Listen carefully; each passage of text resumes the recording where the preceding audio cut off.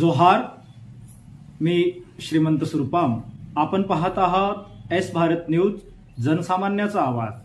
बातमी आहे गडचिरोली शहरातील महिला महाविद्यालयातून महिला महाविद्यालयामध्ये भूगोल मंडळाची स्थापना करण्यात आली. या प्रसंगी महिला महाविद्यालयाचे प्राचार्य याविषयी विचार व्यक्त करतायत. तो विचार आपण जाणून घेऊया. कार्यक्रम घेतो तर याच्यामध्ये आपण मागच्या वर्षी पाहिलं असेल तुम्ही की भूगोल दिन आपण साजरा केला होता. भौगोलिक सहलीचं आपण आयोजन केलेलं होतं. सर्वेक्षण, सामाजिक आर्थिक सर्वेक्षण आपण या उपक्रमाअंतर्गत घेतलं होतं. आता यावर्षी आपल्याला काय घ्यायचं, यावर्षी आपण पुन्हा काही कार्यक्रम यामध्ये ऍड केलेले आहेत. तुमचे काही प्रॉब्लेम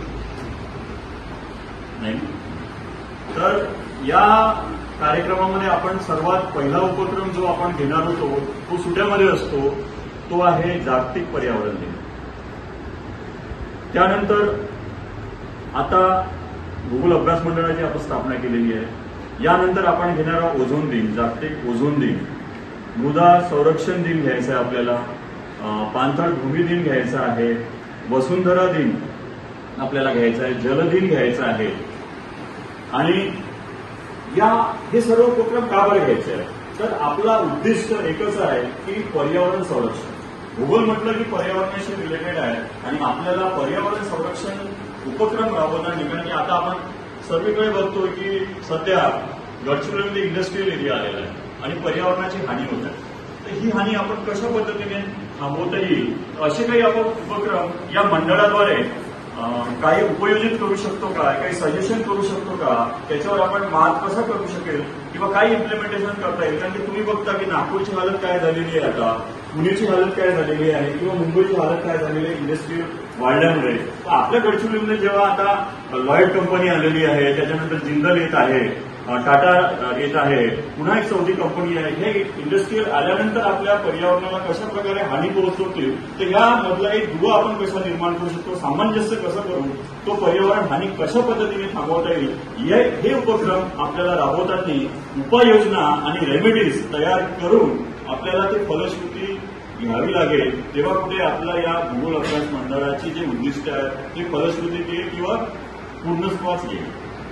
आता भूगोल हे तर मी तुम्हाला आपली कार्यकारिणी काय काय करणार आहे, कोणते कामं करणार आहे हे मी तुम्हाला सांगितलं. पण भूगोल आपण विषय घेतो तर भूगोलामध्ये उत्कर्षाच्या संधी कोणत्या आहेत, म्हणजे आपण भूगोल घेतलं झालं काय, संपलं का नाही, म्हणजे कुठे कुठे आपल्याला जॉब ऑपॉर्च्युनिटीज आहे, कुठे उत्कर्षाच्या संधी आहे.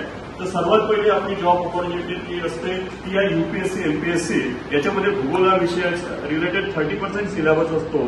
आपण प्रशासकीय सेवेमध्ये सरळ जाऊ शकतो हा विषय घेतल्यानंतर. दुसरा विषय आहे national bureau of soil survey and land use planning. हे सेंट्रल गव्हर्नमेंटचं सरकारी विभाग आहे. याच्यामध्ये आपल्याला टेक्निकल असिस्टंट, तुम्ही पीजी जर झाले तर टेक्निकल असिस्टंट म्हणून तुम्हाला तिथे कार्य करावं लागतं. तर त्याची स्टार्टिंग सॅलरी तुम्हाला 50,000 पासून सुरू होते, पण त्याची एक एक्झाम पण तुम्हाला तिथे क्रॅश करावी लागते. टाउन प्लॅनिंगमध्ये तुम्हाला ऑपॉर्च्युनिटी आहे.